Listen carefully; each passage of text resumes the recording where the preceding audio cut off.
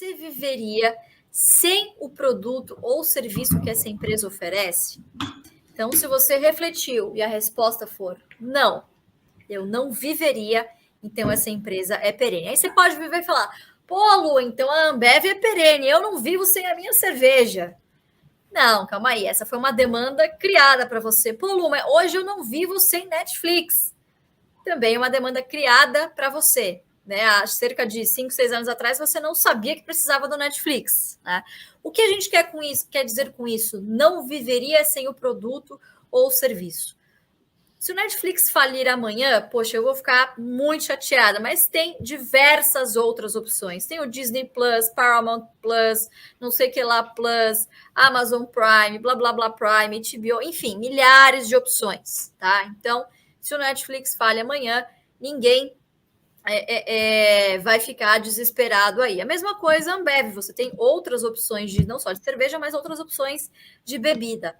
Agora, experimenta, por exemplo, chegar para a Sabesp no final do mês e falar: olha, Sabesp, é o seguinte, eu estou achando essa conta aqui meio salgada, viu? Vou pagar, não. Ela vai lá e ó, corta a sua água, tá? Então, aqui a gente chegou no BEST, para vocês nunca mais esquecerem, os 5 setores perenes, tá? Por que a gente fala sempre desses 5 setores? Porque a Bolsa é um universo de mais de 400 empresas listadas. Nem a gente que trabalha em ambiente de Bolsa conhece essas 400 empresas e já parou para analisar tudo isso. Então, obviamente, é para desenvolver um filtro, principalmente para quem está chegando agora. São setores mais fáceis da gente analisar, porque eles estão no nosso dia a dia.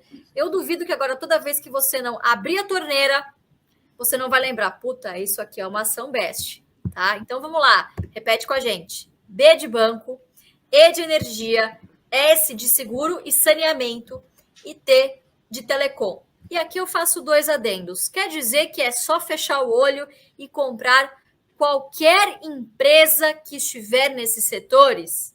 Não, vocês precisam conhecer as empresas individualmente. É apenas um filtro inicial, ok? Segundo, quantas empresas eu tenho que ter de cada um desses setores? Será que nenhuma empresa fora desses 5 setores é perene? Também não, pessoal. Existem exceções em alguns outros setores, mas obviamente a gente não tem como colocar aqui, inclusive uma brincadeira que a gente sempre fala. O pessoal fala, poxa, mas o setor agro não é perene? A gente brinca, poxa, é perene, mas senão não ia dar certo o acrônimo, ficaria besta, né? E aí, obviamente, não sei se vocês gostariam desse acrônimo, desse resuminho para nunca mais esquecer. Mas basicamente é isso, é a gente aprender a ter uma leitura. Eu vou dizer para vocês, investir em bolsa de valores, pessoal, a coisa mais importante que tem é conhecer o business, conhecer o que a empresa faz, tá? Tem gente que eu aposto que tem empresa de energia, mas não entende como é o mecanismo do setor, tá? Mesma coisa o saneamento. Então, procurem se aprofundar, principalmente no site de RI. Ali tem tanto conteúdo, tá? Tanto que às vezes é até um pouquinho. Você não sabe por onde começar. Mas faz o seguinte: começa pelo o que a empresa faz, nossa história, ou enfim, nossos produtos.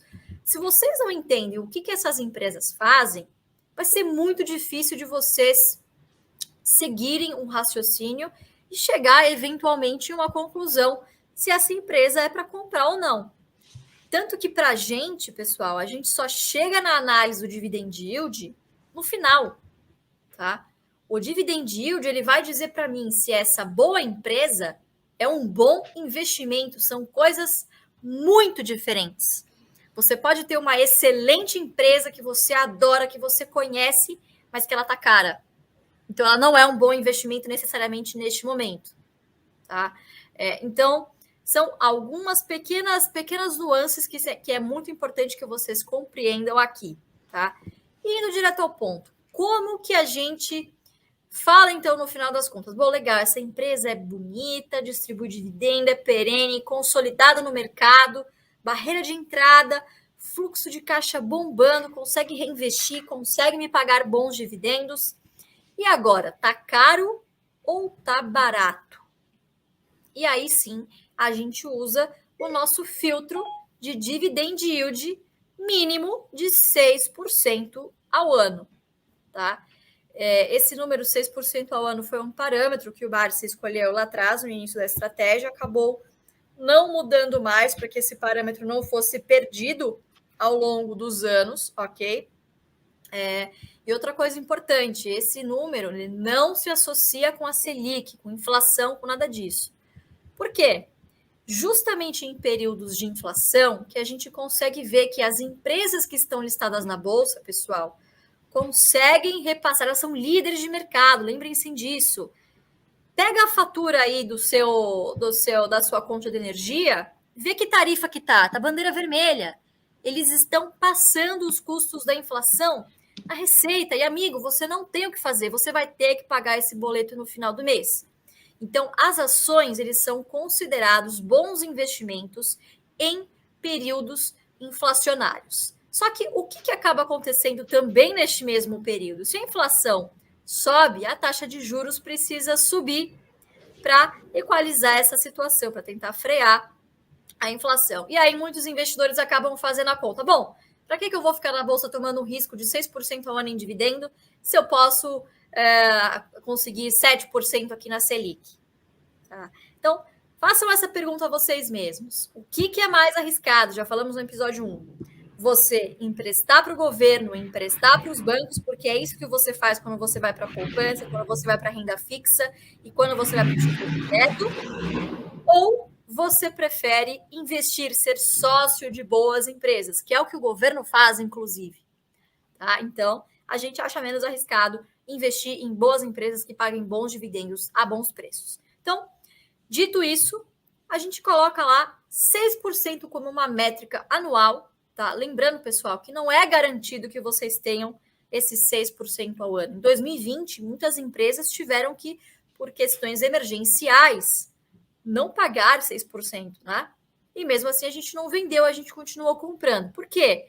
No longo prazo, a ideia é que a sua rentabilidade mínima por ano, quando você olha historicamente, seja de 6%. Aqui a gente não está contando aquela parcelinha que é uma consequência de uma boa escolha de carteira, que é a valorização do ativo. O patrimônio é muito legal, mas ele vem como uma consequência da gente não pagar caro. Para a gente, nessa estratégia do jeito Barsi de investir, o que é não pagar caro? É uma ação que nos remunere no mínimo 6% ao ano em dividendos. E aí a continha é feita de uma forma bem básica, tá? A gente pega a continha do dividend yield e simplesmente troca ali o numerador e o denominador. Então, o que a gente faz? Geralmente, isso aqui, pessoal, obviamente, não tem como a gente passar esse conteúdo de maneira aprofundada, porque lá no Jeito Barsi de Investir a gente demora 30 horas para, obviamente, explicar todo esse racional, mas de maneira muito rápida, você pode pegar o dividendo projetivo para o ano, ok? Ou a média dos últimos 5 anos pago por ação, e você divide por 6%. Eu vou repetir, tá? Fiquem tranquilos, peguem papel, caneta, anotem aí. A gente pega o dividendo por ação projetado por ano ou a média dos últimos 5 anos do que foi pago também em dividendos, proventos em geral, a soma de dividendo com JCP, média dos últimos 5 anos por ação. E divide isso por 0,06, que é 6%. Qual vai ser o resultado dessa conta, pessoal? O resultado dessa conta vai ser o famoso preço teto. Lu, Fabião, Felipe, o que é o preço teto? Ele é o preço justo? Não. O preço teto é aquele preço, é o limite máximo que você vai poder pagar por determinada ação para que ela muito provavelmente, não é certeza, para que ela muito provavelmente te dê 6% ao ano em dividendos. Ok? Essa é a conta. Então, Basicamente, pessoal, até inclusive, Joe, se você puder voltar para mim no slide anterior, pode até ficar um pouquinho mais visual para o pessoal. Nesse exemplo aqui, ó, R$ 15. Percebam que o yield é de 6,7%. Então, quer dizer, para essa empresa que paga R$ 1 de dividendo, o preço teto ele é muito próximo desses R$ 15. Sendo um pouquinho mais específico, ele seria de R$16,66. Por quê? Se você pagar até R$16,66, a chance de você ter um dividendo maior que 6%, não só neste ano, mas daqui em diante, em média, nos próximos anos, ele é muito alto, ok? E aí vocês percebam, ó, quanto maior o yield, menor o preço, mantendo, obviamente, o dividendo constante aqui. Mas lembrem-se, boas empresas, tá? E destes setores especificamente que nós estamos falando, a tendência é que o dividendo se mantenha no mínimo estável ou de maneira crescente, tá? E isso, obviamente, vai fazer com que a remuneração em dividendos para vocês seja cada vez maior em relação ao preço que vocês pagaram. É o famoso yield on cost aí.